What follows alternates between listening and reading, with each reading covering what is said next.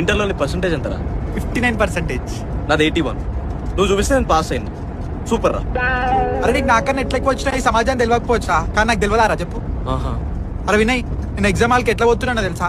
Exam just half an hour ముందు నిద్ర లేచేసి hall ticket తప్ప ఏం తీసుకోకపోతున్నా ఎగ్జామ్ హాల్కి. ఆడికి పోయినాక ఒక చదువు బిడ్డ దగ్గర ఒక బ్లూ పెన్ తీసుకొని కోడికి గెలికేసి వచ్చేస్తుండే. కానీ అట్లా కాదు, blue pen, black pen, red marker, green marker మొత్తం స్టేషనరీ షాప్ తెచ్చుకుంటుండే. నేను రాసిందే రాస్తుండే, కాకపోతే సైడ్ హెడ్డింగ్ కి రెడ్ మార్కర్ తో హైలైట్ చేస్తుండే, కింద సబ్ హెడ్డింగ్ ఏమో గ్రీన్ మార్కర్ తో హైలైట్ చేస్తుండే.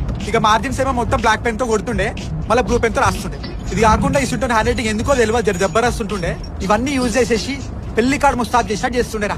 ఇది చూసి ఆ కరెక్షన్ చేస్తాడు నేను చదువుల బిడ్డ అనుకోని చదవకుండానే బర్ర మార్కులు వేసి పడేస్తుండేరా. ఈ సమాజం కూడా అలాంటి బ్లూ పెన్ గాలని పట్టించుకోదురా, ఇట్లాంటి రెడ్ మార్కర్, గ్రీన్ మార్కర్ గాలని పట్టించుకుంటది. అరే మా బ్లూ పెన్ గాలం దిమాగ్ ఏముంటే అది రాస్తాం రా, మనసులో ఏముంటే అది మాట్లాడతాం. మీరు అట్లా కాదు, రెడ్ మార్కర్, గ్రీన్ మార్కర్ గాలు లోపల ఒకటి పెట్టుకొని బయటికి ఇంకొకటి డెకరేట్ చేస్తారు.